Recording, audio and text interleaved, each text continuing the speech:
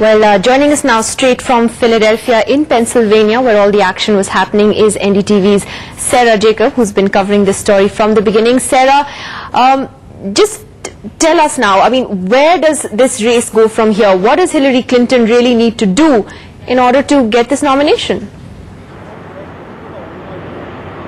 Well, Nidhi, you know, the song that Hillary Clinton has been playing at all her campaign events here in Pennsylvania has been the theme song of the film Rocky. So basically she's saying she's going to fight it out. And what she needs to do to get the nomination really is to do exactly what she's been doing for the past 6 weeks here in Pennsylvania. That is chipping away at Obama's electability. She knows she doesn't have the numbers, she doesn't have the delegates, and that's not what she's concerned with right now. Her strategy is to convince super delegates that she is more electable, that she's the one who can win the big states, the big swing states, that's going to make a difference in November. So she's got a two-pronged strategy. The other thing is just stay close to Obama, don't let him get too far ahead, and play it day by day in the hope that he will do or say something that will harm his campaign, like his comments about Americans being bitter in these times. That hurt him here in this factory state of Pennsylvania. The fact that he said that McCain is better than Bush, that may have hurt him too. But we have today on our show, we have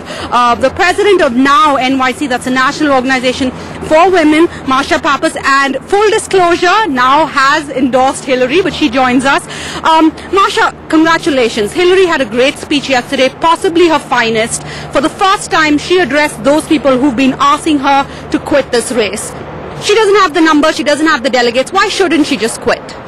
She shouldn't quit this race. First of all, the voters have not spoken completely. We still have a number of primaries to go through. And the issue of Florida and Michigan has not been resolved. But Obama has more numbers. This clearly seems to be hurting the party. People aren't gathering around Hillary. How many more chances does she need to prove herself?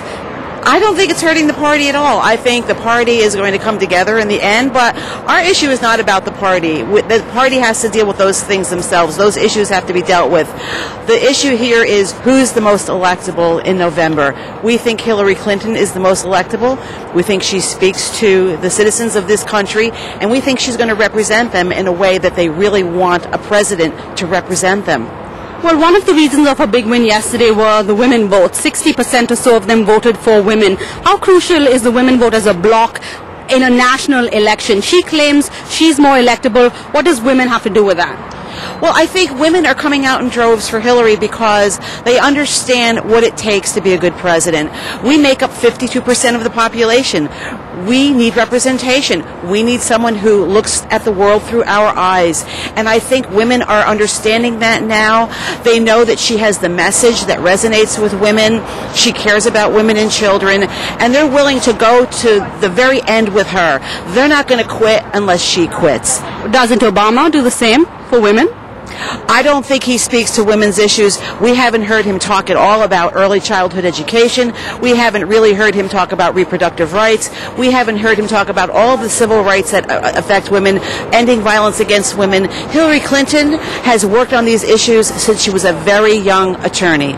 What about young women then? She doesn't seem to be, or let's say young women seem to be going for Obama. Is this a statement about the times in the states that young women perhaps don't see the glass ceiling as low or as thick as Hillary's generation does? Well, I think they do see the glass ceiling. I think that some of this media hype about young people not supporting Hillary Clinton is just that. It's media hype. Everywhere I go, I've been in Iowa, South Carolina, I've been in Ohio, and now I'm here in Pennsylvania. I've seen hordes of young people supporting her. So I really have to wonder sometimes about this myth that young people don't support her. However, women my age, and yes, they do support her very, very strongly. And I think it's because, yes, we have seen many of the struggles that our foremothers have gone through, and we want to make sure that those rights are not dwindled and chipped away at for younger women who are coming after us. Well, she definitely mentioned that in her speech yesterday, clearly reaching out to women. Two issues very important in this election are the economy and the war. How does that affect women? Because one, they run the household on a dwindling budget because of the economy not doing so well, and two, they're all mothers whose sons maybe are away at war. How do these two issues work out with women? How are they expected to choose? Well, I think what we're seeing is that women are looking at how issues impact them every day in their lives. Health care, equal pay for equal work, which we still don't have in this country. Hillary Clinton has been a staunch advocate for that. Reproductive rights, all of those things that affect women every day. By Henry Chu, the South Asia Bureau Chief of the Los Angeles Times. You heard Marsha there strongly supporting Hillary Clinton. But what's going to matter? Is it going to be the women vote, or is it going to be race, ultimately? Well, I think both of those are a factor in this race right now. No matter which state you've gone to, you see that many of the black voters indeed vote for Barack Obama, and many women go for Hillary.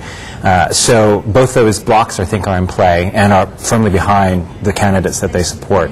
I don't think one will necessarily trump the other, though, come election time. What does Hillary Clinton, though, have to do now to get this nomination? It's all up to the superdelegates now, isn't it? It is up to the superdelegates, and I think, as Sarah said in her piece, numerically it's very hard for Hillary right now. She's behind. She doesn't have as much popular vote as Barack Obama has. She has more superdelegates at the moment, but more and more are supporting Barack Obama. The only way that she can make the argument now to the superdelegates is that she will be the one who can carry the really key states, such as Pennsylvania, which we just had the primary in, such as Ohio, Michigan, some of the states that are fairly swing. Her argument will be that Obama has won in states in the South, for example, which historically in the last few elections have voted Republican and will do so anyway, regardless of the fact that Obama may be the candidate. And so what it may come down to are these key states, for example, in the Midwest. Do you even see, though, the superdelegates, going for the candidate who doesn't have the popular vote? And in this case, it is Barack Obama who does. Wouldn't it be difficult for the superdelegates to go with the candidate who's actually behind? Yeah, I think the popular vote is a very strong argument on Obama's behalf. Now, what Hillary will argue, again, is that she's more electable in these other states. And also remember that these senior party officials who are the superdelegates are people who have worked with Hillary. Politics is very much about scratching one's back and getting your back scratched in return, and the loyalties that you've built up. So it doesn't come down only to the thoughts of popular vote, but the idea that perhaps Senator X will still be working with Hillary in the Senate after the nomination process is over, and does he want to burn those bridges? And so some of these backroom deals that you might want to say don't come down to purely ideas of things like the popular vote. One of the big issues we were talking about today is what this prolonged battle does to the Democrats. And in your view, is this really damaging them in terms of their fight with John McCain? Well, I think there's no question that John McCain right now is able to coast a little bit because he is the presumptive nominee. He can raise the money he needs. He can make his case and shore up the Republican base while the Democrats are fighting it out. I think once there is a Democratic nominee, though, all bets are off. And those will be to both their detriments, and so it's very hard to pick which one would be a better candidate against them. The polls show that both of them, in some polls, both can beat McCain. Other polls show that McCain is also winning against both of them, so I think it's really up in the air. Well, we've never had so much interest in a U.S. presidential election here in India, but it's just fascinating to see a woman and an African-American pitted against each other. It will be historic either way. Henry Chu, thanks very much for joining us on the show tonight.